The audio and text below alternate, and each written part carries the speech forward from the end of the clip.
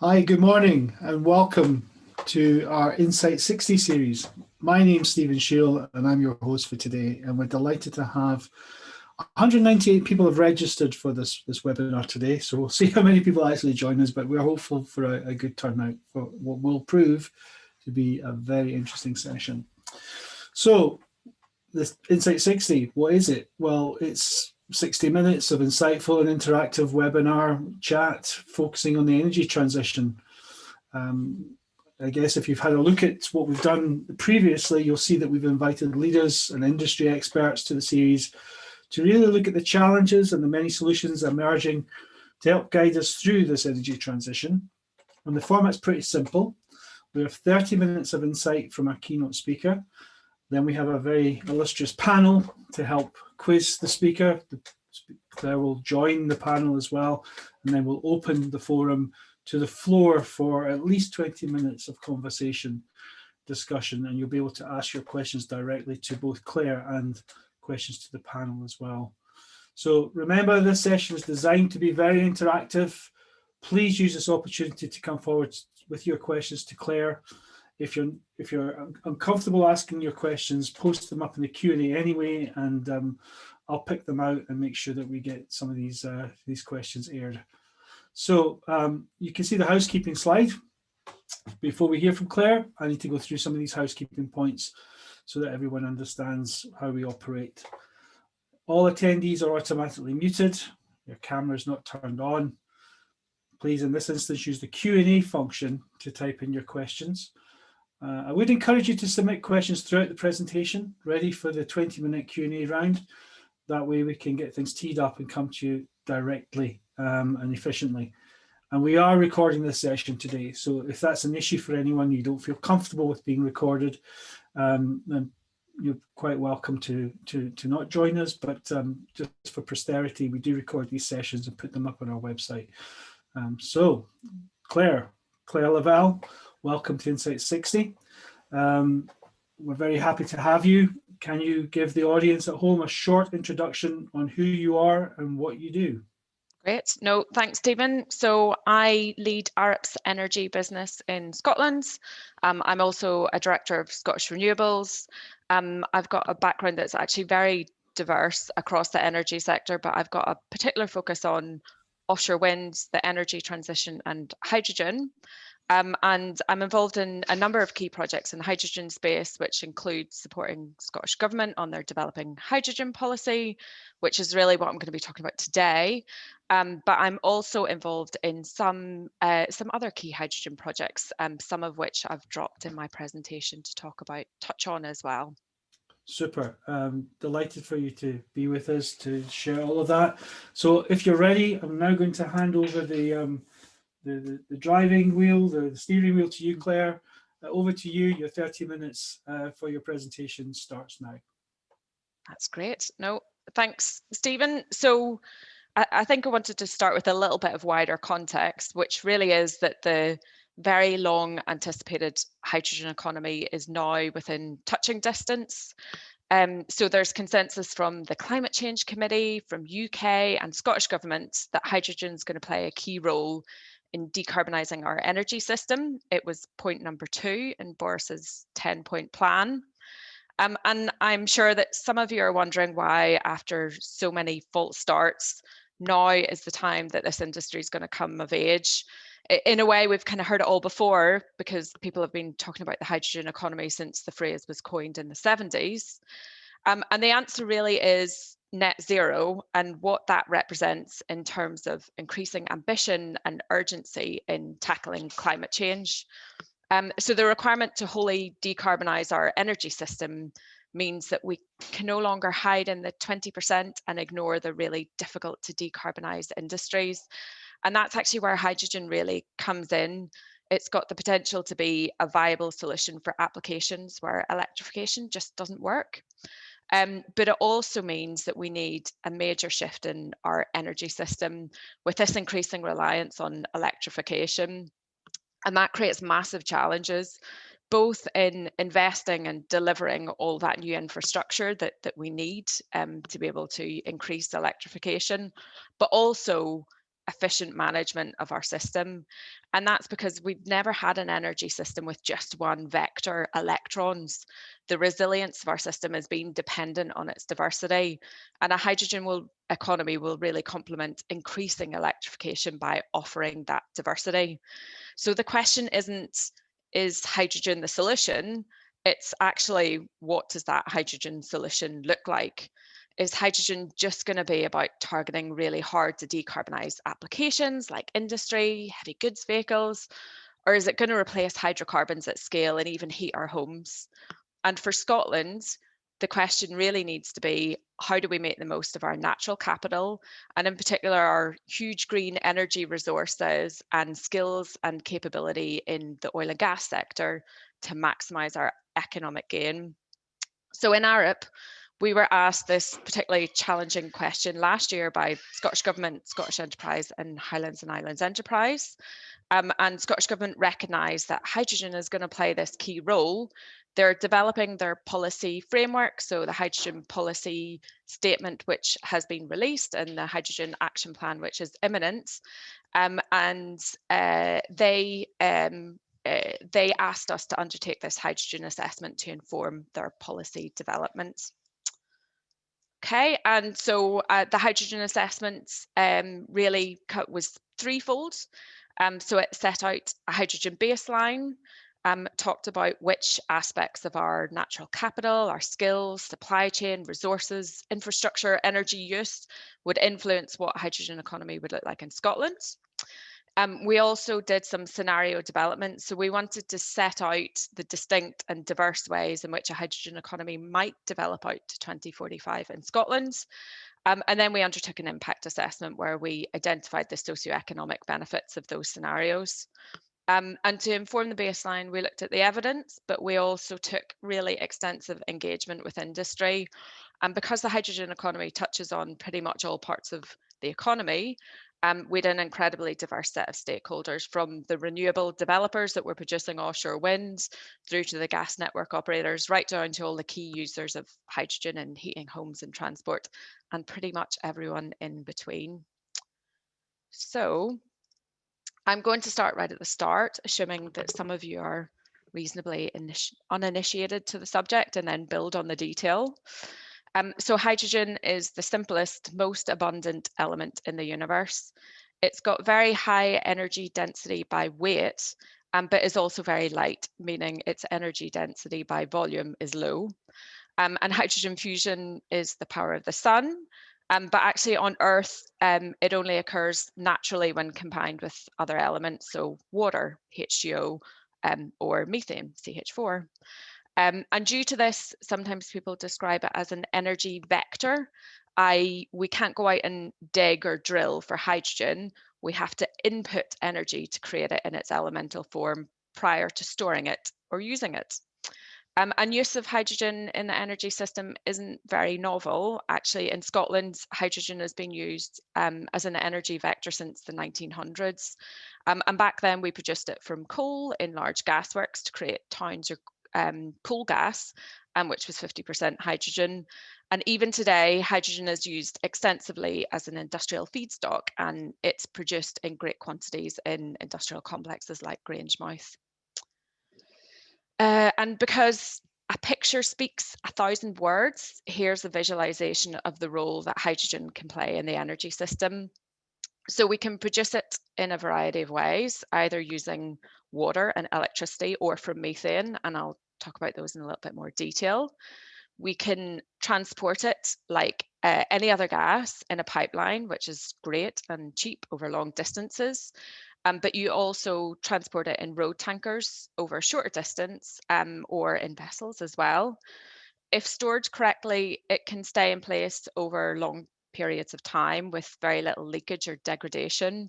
And longer term, higher volume storage is likely to be geological, but short term, you can opt for the more expensive above ground storage tanks. And like natural gas, you can have a proportion of your storage within the pipelines itself. And hydrogen can be a way to decarbonise a range of energy demands. So it's got potential applications in heat, transport, industry, electricity. And what's great about hydrogen is that it produces no carbon dioxide emissions at the point of use. So I talked in the introduction about the fact that the energy system has not and has never been dependent on a single vector, and that hydrogen plays a role in achieving net zero as part of a wider system when working together with increasing electrification. So just taking a step back, this image shows how those vectors might work together. And the ambition of our national energy policy is obviously that we decarbonise and avert the catastrophic human and economic impacts of climate change, but also that we do it in a way that minimises cost to consumers, which is a really significant issue given the proportion of Scotland's population that live in fuel poverty. But we would also like to invest where we can capture the widest economic benefits and have economic growth through a green economy. And one of the real key challenges that we have in setting policy in 2021 to achieve the system that we want in 2045 or 2050 is just the range of uncertainties that exist in solving that equation. And I could produce for you a range of peer review reports that try and predict this optimal balance, and they contradict each other depending on the assumptions that they've used. And the set of factors along the side give you an idea of the complexity of this decision. So as engineers, we might come up with what we think is the best solution, but consumers don't like it. We might think it's too expensive today, but as it matures, its cost reduction might well outpace our best predictions, which is what happened with renewables. It might work in Glasgow, but it doesn't do the job in Inverness and Orkney. So of course, we really need to take quick actions, and we've got to make decisions on what solutions we are confident can deliver now. But in areas where the answer is less clear, we need to work on building the evidence base, which sounds fine in practice, but actually we don't always have the opportunity to defer decisions. And that's because our 2030 targets are so challenging, and most technologies that have a material impact on net zero need to be mainstream within a decade. So there's this really tricky balance that our policymakers are trying to tread between making the right decision and making a timely decision as well. So with that in mind, I'll get back to hydrogen solutions and the issues we're tackling and making the decisions where hydrogen will play a role. So starting with production, I mentioned there's two main ways to produce hydrogen. So firstly, using natural gas as a feedstock and the very mature and developed methane reformation technologies, we can produce hydrogen. If we use it in combination with carbon capture and storage, it's low carbon and we call it blue. Without CCS, it's known as grey. And today, 95% of the world's hydrogen production is grey, and it's predominantly used within industry as a feedstock. Alternatively, we can take water, electricity, and an electrolyzer and split water into hydrogen and oxygen and produce what is known as green hydrogen. And this is actually a surprisingly mature technology, and again has been utilised commercially since the 1800s. However, the technology is still evolving, and the solutions which are optimised to work with renewables are at kind of early commercial stage. And there's actually loads of other colours that people use to divide these, but I'm not getting into them because I think it's too complex. And if you wanted to do a bit of a comparison between the two, so green is, you'll see from the chart, more expensive now, but predicted to be potentially cheaper in the long run because it's an evolving technology that's assumed to have some good potential for learning rates and cost reductions. And its costs are very tied to electricity cost, which has been reducing as well. It's zero carbon, it's not just low carbon, and it produces hydrogen at a higher quality, which matters more for some applications than others. So hydrogen boilers are more tolerant than hydrogen fuel cells used in transport. And we have absolutely shed loads of green hydrogen potential in Scotland, so way more than we could use nationally. And then blue is cheaper now, and we're likely to be able to scale up pretty quickly. It's quite a mature technology. But because of the cost of carbon and natural gas, and because it's a mature technology, the costs are not likely to decline. In fact, they're probably likely to trend upwards. It's low carbon, not zero carbon, and depending on the carbon capture process, we might be able to achieve around about 90 to 95%, even above carbon capture. But in a net zero world, that requires more offsetting. So we need more tree planting or more BECCS, i.e. biomass and carbon capture storage, which are carbon negative. And it is reliant on imports of gas. So gas production in the North Sea is in decline. So as we scale up blue production and our imports, our own production continues to decline, we'll have an increasing reliance as time goes on importing. And then finally, it's less pure, but it can be cleaned up for fuel cell application uses, which will add some cost. And the graph on the right shows what stakeholders in our engagement said about blue and green hydrogen. And absolutely, there was some divergence and people that sat in different camps.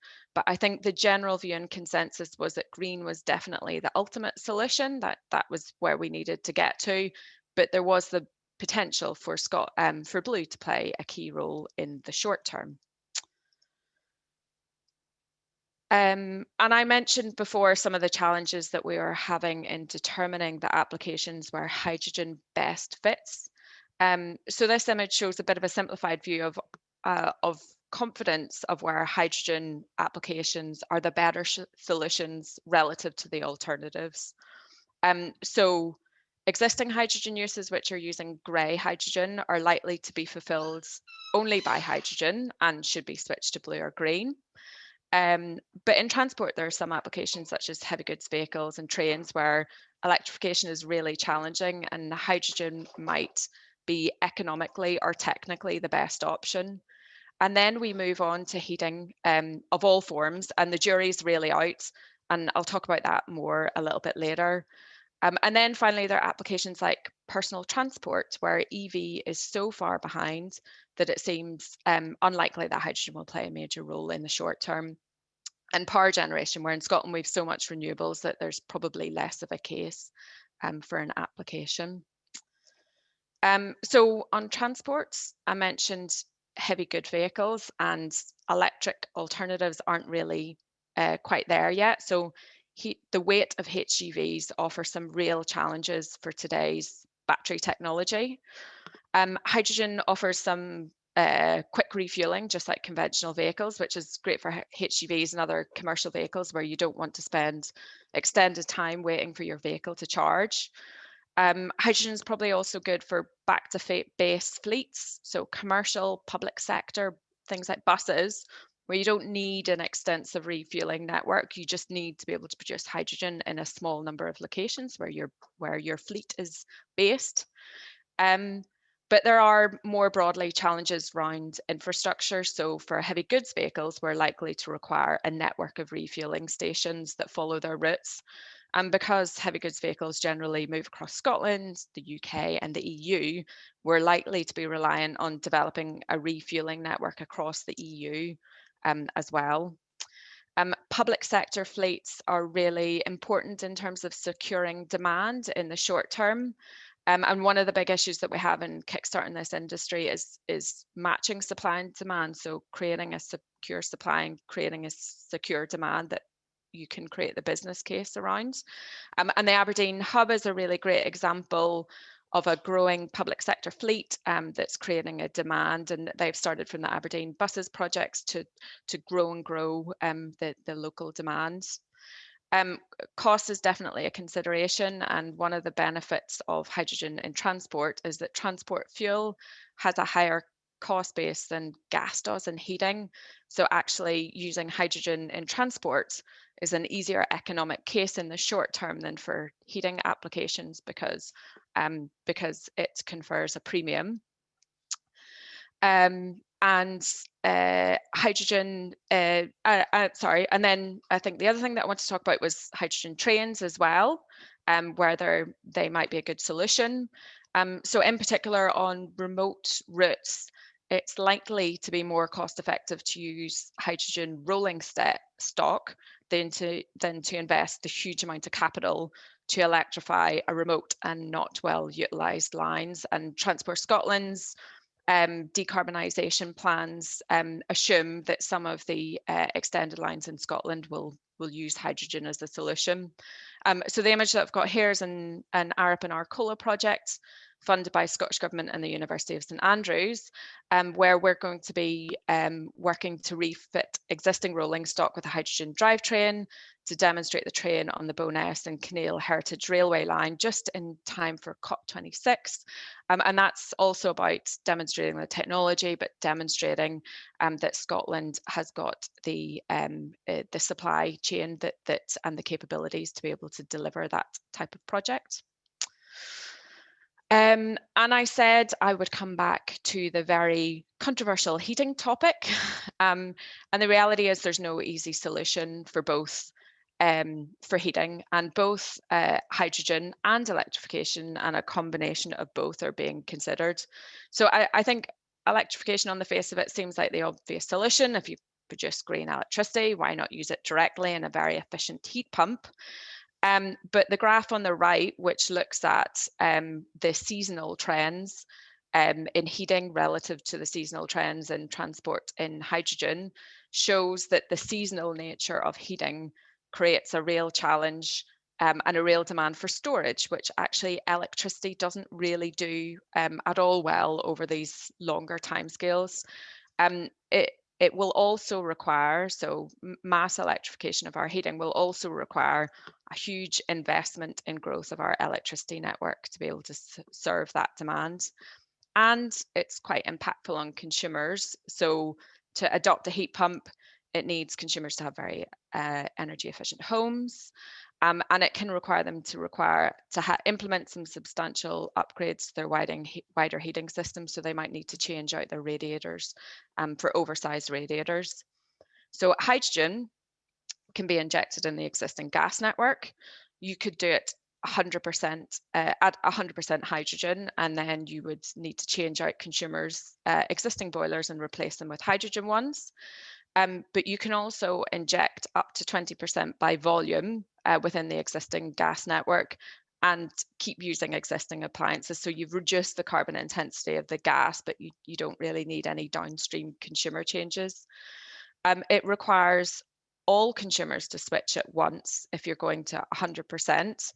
But the disruption in people's homes is probably less than the installation of a heat pump. So it's switching out a natural gas boiler for a hydrogen boiler, and they will heat their homes in a very similar way that they do at the moment relative to a heat pump, which has got quite a different set of controls and behaviours to make that system work.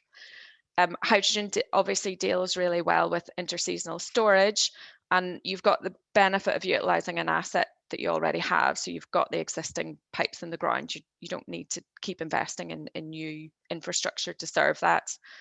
But hydrogen is much more expensive than natural gas, and actually probably more expensive than the cost of unit electricity. And so in the early days, we'll need some support and subsidy to be able to bridge that gap as well.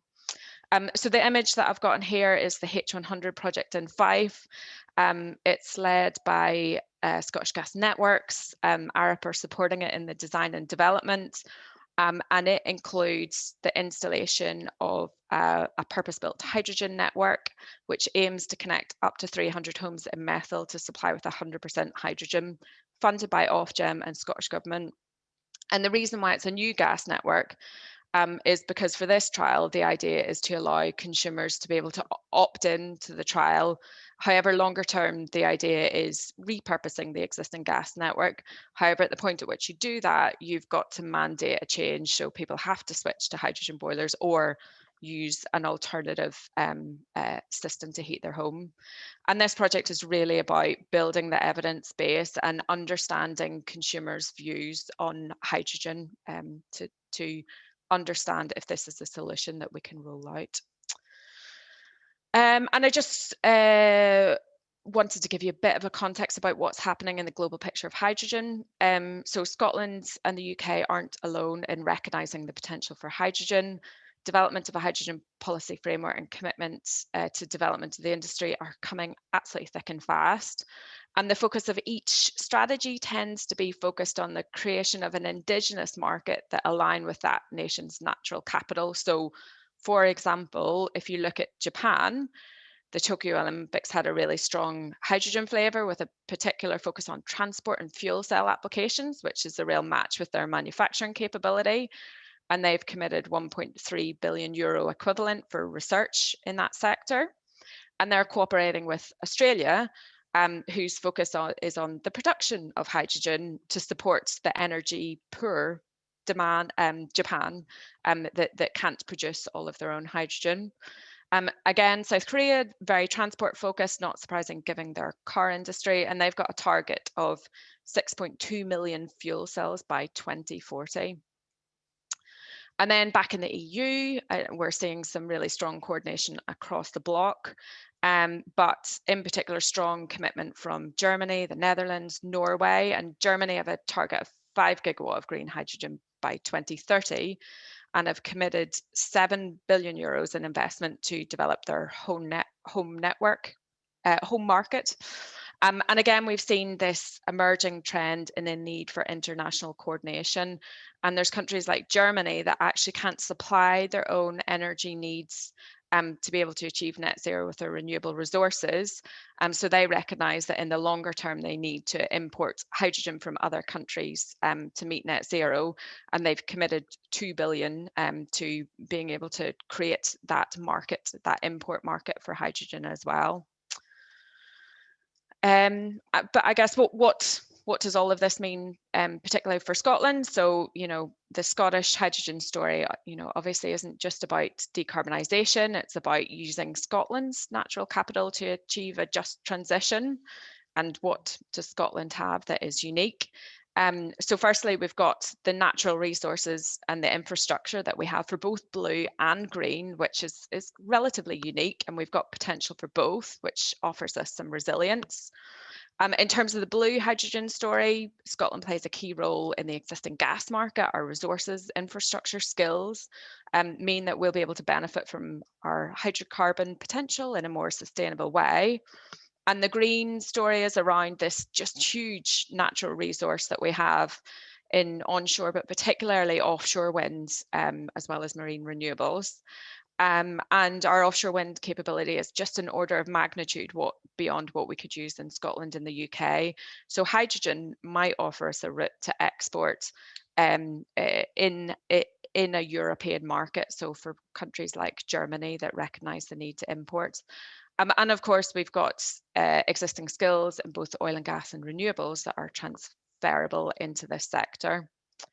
And the global picture shows that we aren't alone in recognising the opportunity, nor are we significantly behind. And the map shows some current and proposed hydrogen demonstration projects. And we can already see some regional differences in developing economy. So we've got this island integrated energy system. It's often tied to green energy, balancing supply and demand, like it is in Orkney, but even within Shetland, we're seeing a broader integration of blue potential as well. We've got these industrial clusters with hard to decarbonise activities, matched with blue, sometimes with green. So Grangemouth, North East, some of the industrial activities in Shetlands.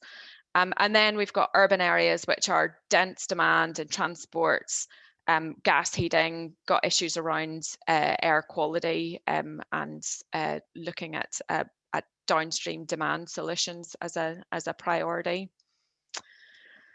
So our work looked at the evidence base and what the industry was telling us, and we developed a number of scenarios by which the hydrogen economy might play out. And scenarios, I think, are always misunderstood because they aren't derived from an assessment about what's the optimal outcome, and they're not trying to predict the optimal outcome. They're meant to represent credible but distinctly different alternatives that are at the extent of the outcomes that might come. And the reality is the final outcome's probably likely to be somewhere in between. And so we worked with stakeholders and the evidence base to build from the bottom up, looking at how we would balance supply and demand out to 2025, 2032 and 2045. And we had 3 scenarios. So first of all, the hydrogen economy, and that was one where hydrogen plays a really major role. So it pretty much replaces gas, serves the Scottish market, but we're also export to the UK. And we've got this balanced mix of blue and green. And hydrogen's playing this major role in heat. It is adopted in industry, but also stretches quite far into transport as well. We then also looked at the potential for this green export, so where hydrogen dominates in transport, but Scotland plays this really significant role in exporting all of our natural resources to Europe. We assume that's served by green and not blue, because at the minute there's a premium being put on zero rather than low carbon hydrogen within the EU market. And what's absolutely critical to achieving this outcome is being able to produce and transport hydrogen from Scotland's offshore wind that it competes with hydrogen that's produced from solar in Southern Europe or beyond. And then finally, hydrogen plays, in our last scenario, we looked at focused hydrogen, where hydrogen plays a role in tackling the really hard to decarbonise sectors. So it makes a much smaller fraction of the energy demand and produced with a little bit of a bias towards green, but at a much smaller scale in totality. So these scenarios obviously represent different scales of ambition and different ranges of potential impact, everywhere from 5 to 25 billion, depending on the scale of the industry. So finally, I'm not going to talk about these in too much detail because I just want to make sure that we leave plenty of time for questions. But these were some of the key messages that were coming through in terms of managing competing demand. So first of all, that hydrogen is definitely part of the solution. And we've got this huge economic opportunity, which is actually driven largely by the production of hydrogen. So that's one of the areas where we see the biggest growth in jobs and GVA. And if we move early, we're much more likely to be able to secure more of the supply chain and realize more of the economic benefit. So the Japan, South Korea, Germany approach is to push to grow a home market to make sure that we establish more jobs and more growth. But we really do need to recognise the uncertainty. We've got to build the evidence base. We've got to be in a position where we're able to make robust decisions quickly. So the activity that we need to do within the next decade is huge, and actually within the next couple of years is going to be absolutely critical. And then finally, all of that is going to need a really clear vision, and strategy and coordination across the industry, which is the work that Scottish Government are doing more broadly. So Stephen, I think that's timely for Q&A, I hope. I think so. Thank you, Claire. Thank you for that. It's a very good overview of the Scottish Hydrogen Assessment document that's been produced. There's quite a lot of questions coming in already from panelists, I see, but from participants. But what I want to do now is turn to some of our panelists just to kind of start the conversation going. With us today, we've got Gunther Newcomb, who's project coordinator for the Orion project in Shetland, one of the projects that you kind of alluded to in the presentation. And my colleague Luca Corradi, who's our Innovation Network Director here at OGTC. So I'm going to turn to you first, Gunther. If you could just fire away with any opening question for Claire, that would be super. Yeah, thanks, Stephen. Good morning, everybody. Great to be a part of the event today. Claire, thanks for the presentation.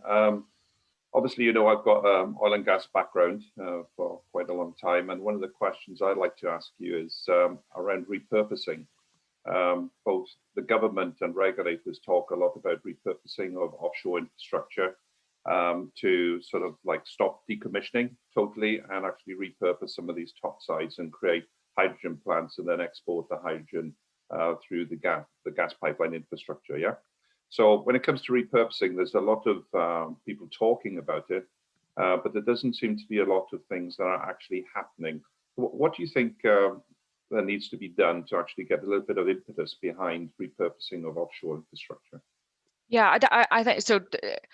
Definitely the opportunity, Gunther, and I think it's a combination of the carbon capture and storage market that fits with blue hydrogen, and the storage of hydrogen as well, and geological storage offshore, and then finally an export market, and actually how we link hydrogen production across Europe and how we potentially export.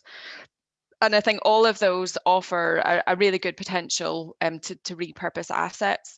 But I think probably what we're missing at the minute is really the plan for that. And so, you know, I think we probably could do with a much greater understanding about the locations of supply and demand, and what that wider infrastructure plan would look like, to be able to kind of move that on in a measured way, because I'm not sure that we've got the link up between the existing operators of those assets and the people that are developing this new network in hydrogen, and how do we get those to come together. And I think more broadly, coordinated research and technology. So, you know, I'm sure Luca will have something to say in really understanding actually the technical viability of doing that, and some of the issues in ensuring that that we can do that switch between the different types of gases, and that we we've got a longer term pathway for de-risking that from a technology perspective.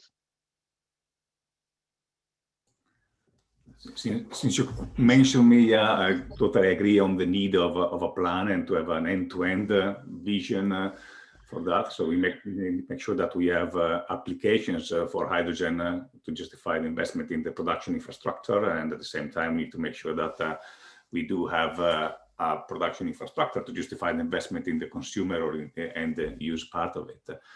And on that, I think one of the questions I have is, you painted there was a nice graph on the cost of blue hydrogen and green hydrogen.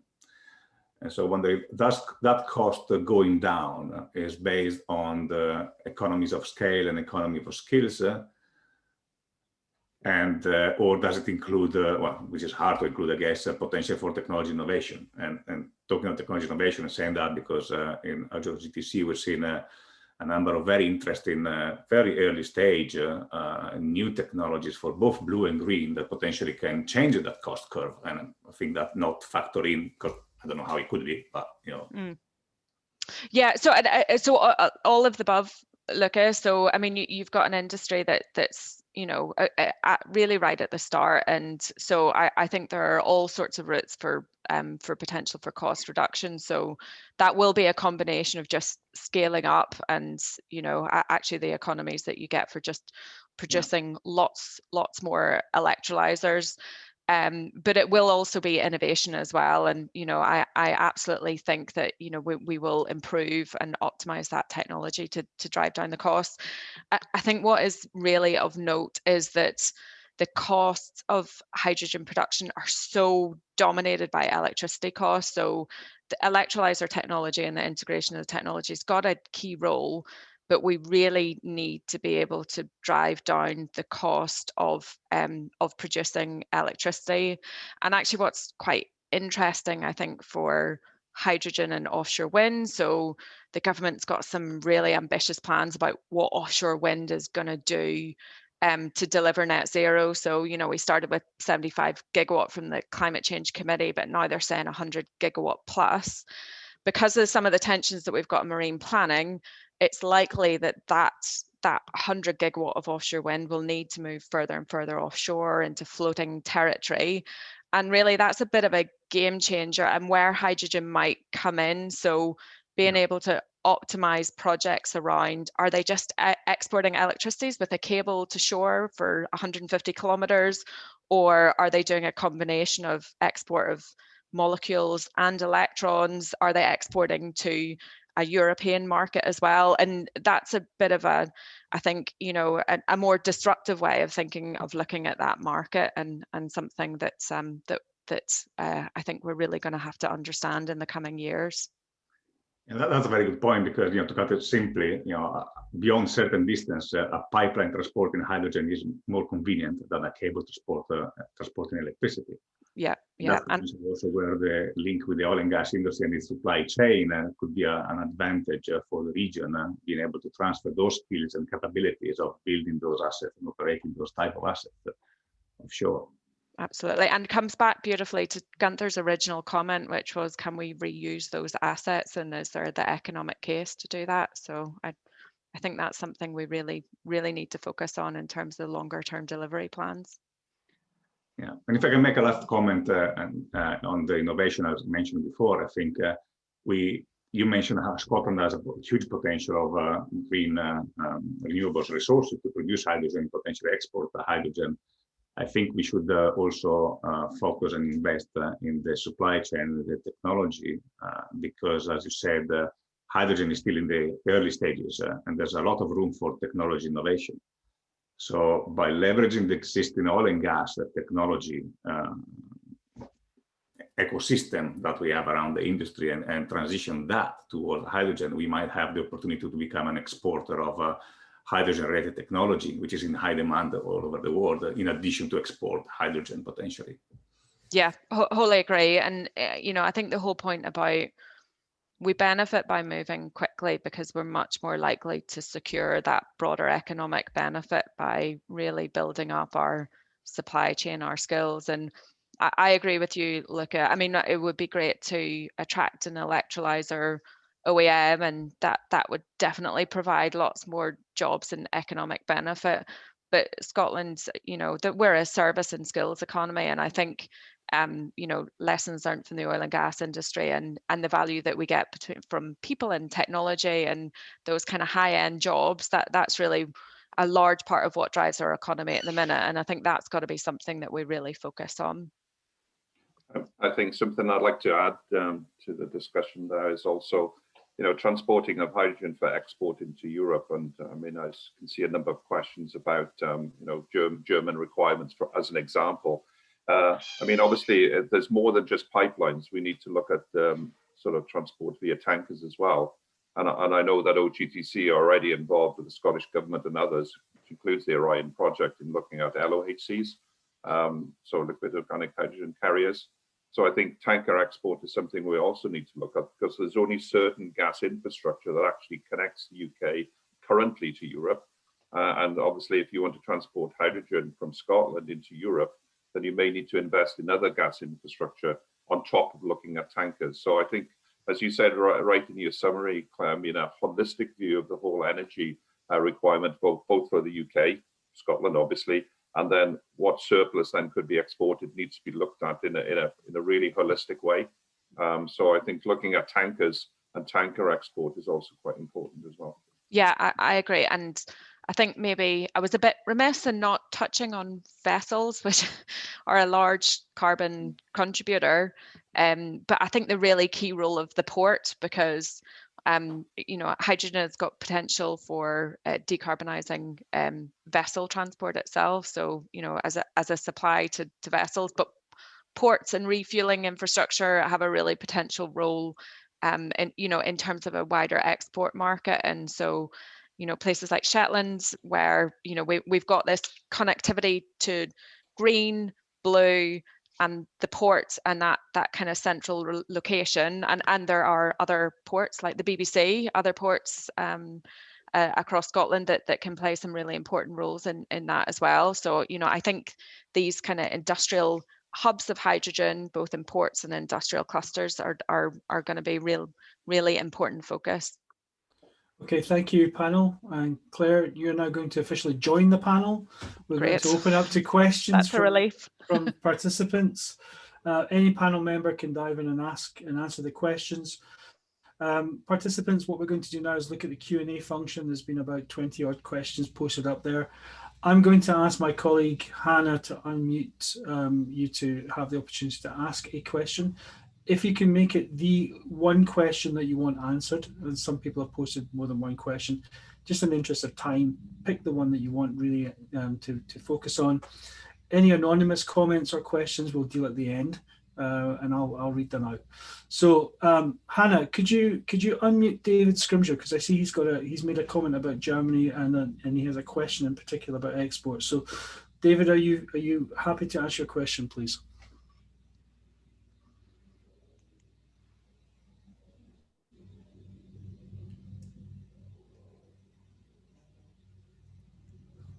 Seems like David might not be with us. Hang on. Are you there? Yeah. Can you hear me? I can hear you. Yeah, good. Thanks, Stephen. Hi, Claire. It was a question about Germany, as Stephen said. As you, in your presentation, described, there is a plan for Germany to import green hydrogen. It's reckoned that about 70% of the green hydrogen that will be required here in Germany will be imported. But what's happening actually, and there was a big government conference yesterday and today at which Minister Wheelhouse had a keynote speech. What's very clear from the conference and the various contributions is that the demand for green hydrogen is ramping up much quicker than anybody expected. So, for example, the target, as you said, is 5 gigawatts of hydrogen production capacity by 2030 in Germany, same as Scotland. But Daimler, with its plans for hydrogen fueled trucks, by 2030, if the plans are realized, will use up exactly half of that 5 gigawatt capacity. So that's one manufacturer alone. So my question is, how can Scotland develop the existing onshore wind capacity to both build out the supply chain, as you've been describing, and also perhaps get a share of that 2 billion euros funding which Germany has allocated to sourcing green hydrogen internationally? Yeah, I definitely agree, David. And you know, the danger of making predictions, but I think a European export market, I think, won't be immediate. It will come over time, and that's because, you know, the reality is that I think most nations will use their own supply in the early years, and actually the closer and closer that you get to net zero, the harder and harder it gets to supply by your own demand. So I think that will ramp up over time rather than be an immediate opportunity. But I guess the pace of that, and you know, how quickly everyone get on in achieving that might take us all by surprise, and that would be great. I think probably shouldn't underestimate the complexity in terms of the creating a European market, a subsidy market, and I think that is going to be a real challenge. So, you know, it's not quite comparable to an oil and gas market. It's more like a renewables market where we're supporting supply and demand, and you know, how do we have that international cooperation that people have confidence in that? So, I think that's a place that we need to get to. But in the meantime, I think yes, onshore, but also offshore wind, because actually we've got some projects that are in development at kind of all stages and at all stages scales in the offshore wind market, and those are the ones that we should be focusing on in the short term in terms of really understanding production of hydrogen and really making sure that we can we've got people like the OGTC that are tracking those the technologies and the skills and the supply chain within Scotland that we can optimize those. And Scottish government have just set a 5 gigawatt policy. So UK government have a 5 gigawatt target by 2030. Scottish government also have a 5 gigawatt by 2030. So maybe we do it all ourselves. But you know, there are projects that are coming forward. You know, we've got a big landmark blue project with the Acorn project in the northeast, and there are green projects that are coming forward, like Scottish Power's kind of Whiteley ITM Bok project as well. So you know, we are starting to see that pipeline build, and you know, we hope to see more and more of that coming, but we need clarity in the market to be able to do that as well. Okay, Gunther, we've got quite a lot of questions coming in, so if you can make a quick comment, then we'll move on to the next question. Yeah, I'll make a quick comment talking about offshore or onshore wind with green hydrogen. I think this is a holistic solution that's required. If I can just talk about Shetland, for instance, looking at developing onshore wind to create hydrogen onshore for heavy goods vehicles, for marine fuels, etc., and looking at offshore hydrogen to create hydrogen at scale for regional export by tanker, for instance, or by pipeline to both UK and overseas markets in Europe. So I think offshore wind is really critical to produce green hydrogen at scale for export. And I think maybe the onshore wind is a part of the solution for producing green hydrogen locally. A bit like the H100 Project is a great example of how you can do that. Okay, super. Right, we're going to go to Michael O'Mahony, who has a question about trains, which I think is a fairly interesting one. So, Michael, if you can unmute and ask your question to the panel, that'd be super.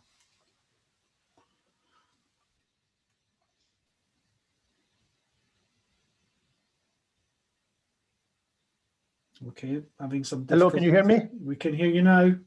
Okay, I had two questions. And first of all, Claire, congratulations on an excellent presentation. My first question was in relation to hydrogen trains. Do you just have to change out the loco, or do you have to change all the passenger carriages as well, like was done in Germany? And my second question was in relation to exports of green hydrogen to continental Europe. How do you see that being done? Via pipeline, liquid hydrogen, or green ammonia, or a combination of all three? Yeah, quickly, maybe the first one. So the project that we're looking at is around retrofit of existing rolling stock. So we have an existing class of train that we are just replacing, looking at the kind of broader higher kind of system architecture to be able to and actually I think I'm rambling a bit actually because I'm not a train expert, and so I'm trying to reach out into my knowledge there, but I think it's focused on just as I understand the drivetrain is in one vehicle, but I think there's some broader architecture things that you need to consider in the wider vehicle. I think the difference between Germany is they're looking at brand new rolling stock, and I think that is a bit of a question about what is more efficient to look at retrofitting existing rolling stock and the economic benefit versus just brand new optimized hydrogen trains is really being considered at the minute. And then I think for your export, all of the above I think are being considered, and I don't know that we know what the optimal solution is yet, and I think likely it probably will be a combination of them as well, but I think that is all to be understood. Okay, thank you. Thanks very much, Michael. Moving on then, we have a number of people teed up to ask a question. I'm going to ask if Hannah, could you go to Gary Millard while we're teeing a few other folks up in the background. Gary, if you're still there and you can hear me, if you could unmute your microphone, we'll let you do that now, and you can ask your question to the panel. Yeah, thanks. Thank you, Stephen. Claire, thank you very much. Excellent presentation. I'd like to ask about the potential markets from byproducts from hydrogen production, such as silica, and also potential products such as, jet fuel and diesel from combined hydrogen and carbon capture. That massive markets that potentially for Scotland could be very good. Yeah, I mean, I'll pick that up quickly. I think absolutely we've got to look at byproducts and anything that benefits the wider economic case for hydrogen as well. So we're looking at applications in water treatment work where oxygen as a byproduct has got a use, and I think everything that we can to do to have kind of more localized applications that better use will create a better byproduct as well. And absolutely aviation, I think we've got some real challenges in terms of how we decarbonise, and that's a really interesting potential. We've been looking at kind of light fuel, but I think longer term, a broader set of fuels are something that we need to focus on. Okay, thank you. Okay, thanks for that question. Could I just add something there, Stephen? Because sure. you know, in Scotland, the fishing industry is a huge industry. So salmon industry, for instance, yeah, as part of that. And so if you look at fishing, there's the fuel for the whole of the fishing fleet. So, you know, how can we use hydrogen derivatives to replace marine fuel oil? And I think that's a massive task and a huge opportunity. And again, byproducts of hydrogen production, oxygen for salmon farming. So again, you know, there's a lot of things to sort of integrate here, but there's a huge opportunity, I believe, for Scotland. Okay, Luca, you want to add in something there? Yeah, I think Gary question opened up a very interesting point as well, which is you know, the kind of a system view, and you know, the association with carbon capture is for other uses also. I would say synergic to the blue hydrogen production, because you know what you're talking about is direct air capture and blend with hydrogen and other things. But that in itself is probably uneconomic. But the economic change when you look at reusing infrastructure which has been built for industrial decarbonisation or and for blue hydrogen production. So it's kind of that system view that we need to take when we look at hydrogen and carbon capture. Because back to David's point before about green hydrogen, you know, which is clearly the long-term solution being zero carbon, but you know, blue hydrogen is most likely to be a transition for the next 30 years or so. Also because green hydrogen depends on infrastructure for electricity, and the demand for electricity is going up, which means that the new infrastructure built for electricity production is better placed into the grid as long as the grid can absorb an increase in demand. And it's only when that doesn't work that you have economically more sense to produce hydrogen and store it for other uses. Whereas blue, which also helps reusing more the infrastructure, the skills and the ecosystem of the oil and gas industry, is an interim solution that can be produced at scale in a faster way. So the two things go together, and CCS goes together as well to end up in a system that will allow for synthetic fuels and other use of hydrogen, I think. Okay, thank you, Luca. I'm going to read a couple of comments, questions from Dick Winchester. Then we're going to go to Neil Sims and Neil Hackett. So if the two Neils can get teed up. In the meantime, Dick's making a comment about Norway probably being the biggest electrolyzer manufacturing on the planet. They're doing lots of stuff like H2 fuel cell ferries and even offshore vessels. A major player, far more advanced in Scotland. So keep that in your mind while we're scrolling down to this question. Really interesting question here, following on from that from Dick. How do we expect to compete in this sector when we don't manufacture any of the critical technologies, such as electrolyzers for H2 production, nor any of the technology for using it, such as fuel cells? So interesting questions and comments from Dick. Who would like to respond first from the panel?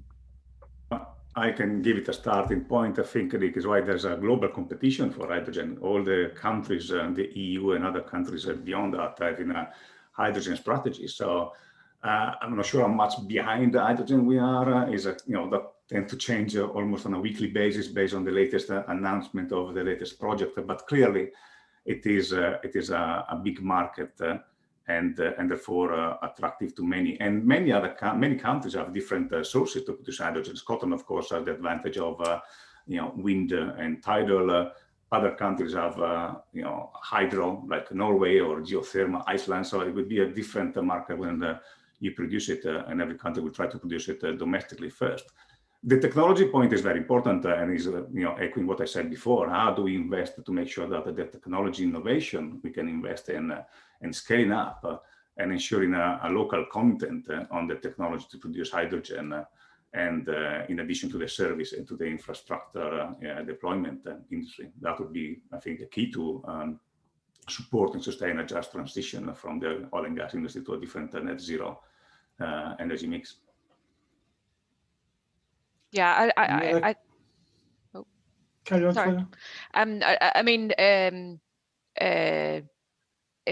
there's a reasonably developed market for electrolyzer suppliers, and only one of them that's kind of further developed is ITM in the UK. There are some others that are at kind of earlier stages, and we've got some pretty relatively limited capability in Scotland specifically at the minute. And you know, I guess there's always a question about can you create a home market to really be able to secure particularly something like manufacturing capability, and that really depends on the global market. So we will probably never, you know, even if we created a market for hydrogen vehicles in Scotland, I suspect that we wouldn't compete on a, you know, a very mature manufacturing market for vehicles.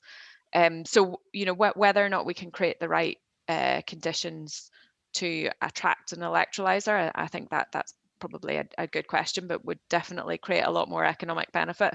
I still think we've got loads of skills and capability that we have in the oil and gas and electricity industry, from integration, development, delivery of projects and technology, and we have a lot of really high value jobs that are associated with those. So I still think there's a lot of additionality to be gained, even if we don't secure manufacturing. Okay, Gunther, one last word from Gunther, I guess, because we're running out of time. So I just wanted to mention the you know, the sort of energy transition and sector deal could be also quite important. Claire just mentioned the oil and gas sector, obviously having lots of skills which then need to be transferred. So my understanding certainly is with 15 billion or so potential funding between industry and government to actually support some of that manufacturing industry and to develop some of those technologies. So certainly that's the hope from the sector deal, which we'll hopefully hear about by the end of this quarter. Okay, thank you very much, panel. We have actually run out of time. There's a ton of questions still in the Q&A that we haven't managed to get around to. Apologies to everyone who took the time to pose those questions. I'll ask my colleague Hannah to just make a copy of those questions, and we'll see what we can do to respond to you. But thank you so much, everyone, for joining us. We've had a terrific turnout and participation this morning. I hope you've enjoyed the session from Insight60 today. Massive thanks to Claire for coming along and laying out the Scottish sort of dimension when looking at hydrogen and all the issues associated with it. Gunther, fabulous contribution, and Luca, as always, thank you for your insights. Now it's just left to me to say, have a good day for the rest of the day. Thank you for joining Insight60, and we hope to see you again at the next session. Thank you so much. Bye-bye.